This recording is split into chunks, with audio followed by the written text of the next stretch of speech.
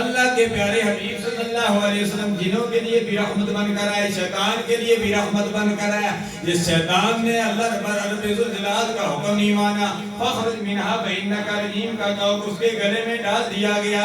ایک ایسا وقت آیا جب شیطان بھی اللہ کے پیارے حبیب کی خدمت میں حاضر ہوتا ہے، عرض کرتا ہے یا رسول اللہ صلی اللہ علیہ وسلم، حضرت آدم صلی اللہ کو جب میں نے سجدہ نہیں کیا، ایک فرشتے کی ڈپٹی لگا دی، روزانہ فرشتہ مجھے تھپڑ لگاتا ہے، ابھی پہلا تکلیف دور نہیں ہوتی، دوسرا لگ جاتا ہے۔ آپ رب الجلال کا قرآن نازل ہوا اور اس میں یہ آیا مقدس سورہ انبیاء میں وما ارسلناک الا رحمتا للعالمین۔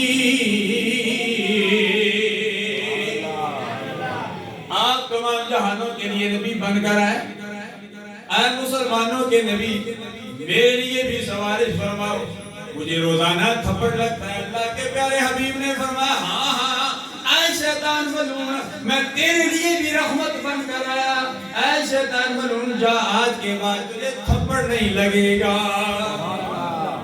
امام الانبیاء صلی اللہ علیہ وسلم اپنے لیے بھی رحمت